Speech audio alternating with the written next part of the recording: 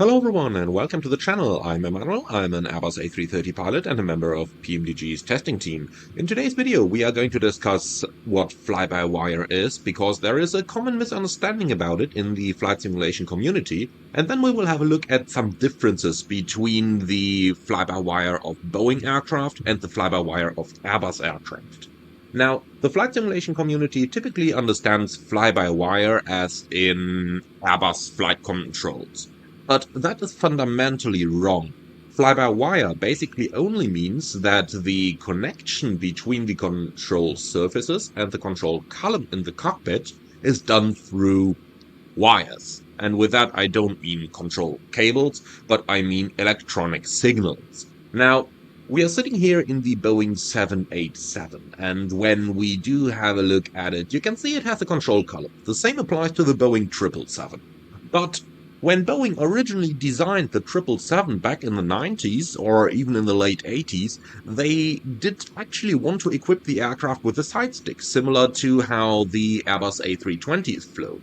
Now, at around the same time, Airbus also designed their next aircraft, which at the time was the A330.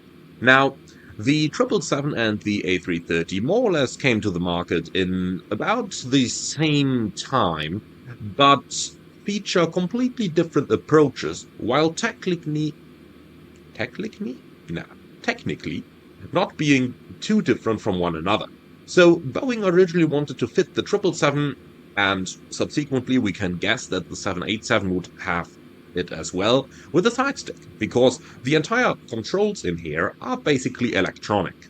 Now, what fly-by-wire does is that when the pilot makes an input on the control surface of the plane, the signal is electronically transferred to computers, and those computers generate a control movement demand, which is then hydraulically actuated on the flight controls. So that is the complex way of saying, by making an input, regardless if it is a control column or a side stick, both of them just generate electronic signals, just like your Yoke, your flight simulator setup does.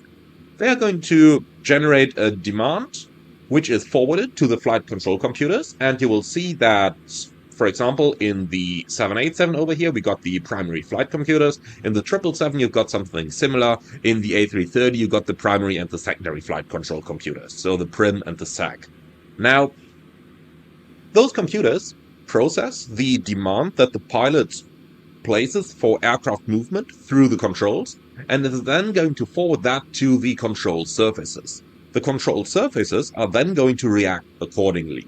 Now, let's dive a little bit into some theory how that works. So, let's have a look at Airbus right now.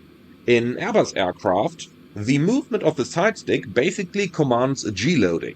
AKA, to make that simple, when you pull the control column or the side stick back, then all you tell the computer is, I want to increase the G-forces in this aircraft. So, for example, in straight and level flight, you maintain 1 G. Now, if you want to start a climb, that means you have to increase the G-loading, let's say, just as an example, to 1.1 G. Now, by moving the side stick back, you basically tell the computer just that. You want 1.1 Gs. And the computer, therefore, is going to process which elevator deflection or stabilizer trim is needed in order to pitch the airplane up to achieve 1.1 Gs. Now, here's the good thing about that. Regardless of the disturbances that you may currently have, let's say, for example, turbulence, speed changes, whatsoever, you are always going to achieve that 1.1 G when you make that stick input. This means that the A330 and likewise the A320 can, regardless of the speed at which you fly, remember, the faster your aircraft, the stronger the airflow over the control surface, the stronger the aircraft's reaction to a certain control surface deflection.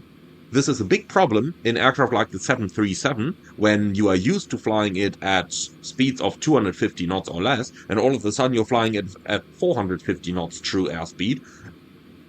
You have a much stronger flow over your control surface, so the aircraft reacts much stronger.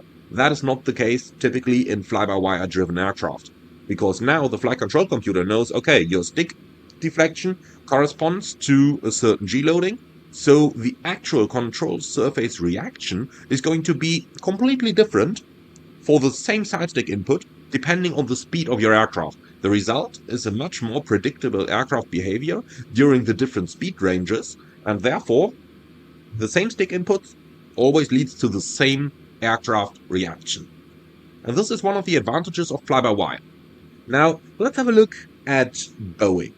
Now, Boeing follows slightly different philosophies. You have the conventional control column, and while the Airbus still feels like a conventional aircraft when you're flying it, you got all these great enhancements available that make flying just a little bit easier.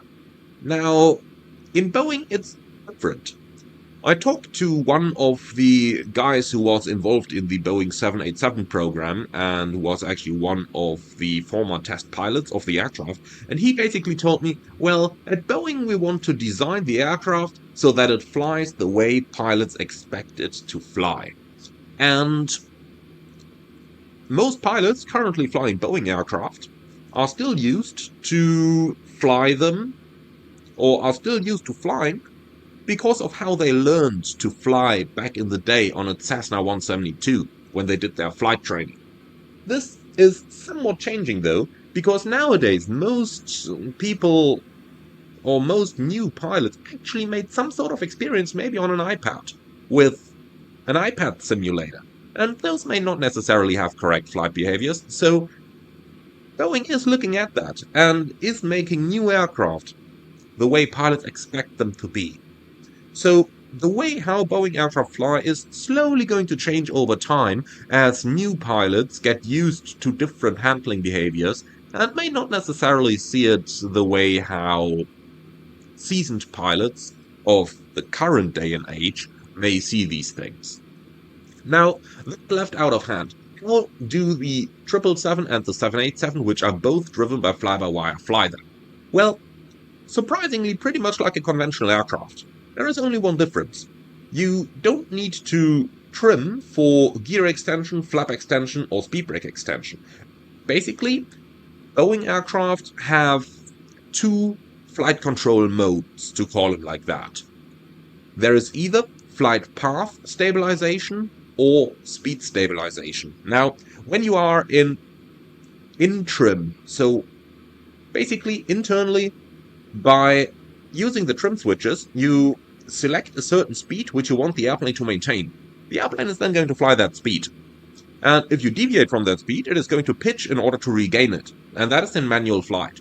If you now say that looks quite similar to level change, then yes, but with some differences. Now, when you are on speed, so when your airplane is flying the speed that you have trimmed, then it is more or less in a path stabilization. Because now you can change the pitch of the aircraft, but as long as the speed is stable, let's say because all the thrust is engaged and maintaining that speed, the airplane is simply going to maintain that pitch. This is different to Airbus aircraft. Airbus aircraft do not maintain the pitch, they maintain a 1G flight path. Boeing aircraft, in path stabilization, maintain that pitch. Now, this leads to a feeling of the 787 and the 777 that is pretty similar to a conventional aircraft, while in Airbus aircraft, the need to trim in normal law is basically completely extinct. Now, some people may now ask, okay, so why do Boeing aircraft then have fly-by-wire at all? Well, and this is where the common misconception of flight simmers comes in. Fly-by-wire does not mean any fancy flight control computers and flight control laws. Everything we just explained about the differences between Airbus aircraft and Boeing aircraft has nothing to do with fly-by-wire. All that fly-by-wire means is that there is no mechanical but an electrical connection between your flight controls and the control surfaces. Why do we do that then? Quite simple. Cables are heavy. Cables can easily wear down. If we do that stuff electrically, we save a lot of weight, and we save a lot of system complexity, and therefore, we save money. And that is the reason why we have fly-by-wire. I hope you found this one interesting. I hope that it does clear up a lot of misconceptions among the flight simulation community. Be sure to let me know in the comments below, let me know what you think, and with that, I am very much looking forward to welcome you all again on the next video, and hopefully in the sooner future on videos with other aircraft featuring fly-by-wire than the ones shown on the screen right now. Thank you very much for your attention. As always, if you're up for more, don't forget to subscribe to the channel, leave a like to let me know that you liked the video, and leave a comment to let me know what you think about it. Finally, if you really like what I'm doing, I would appreciate a small donation through the Buy Me a Coffee link in the video description below. Thank you for watching, and see you all again on the next one.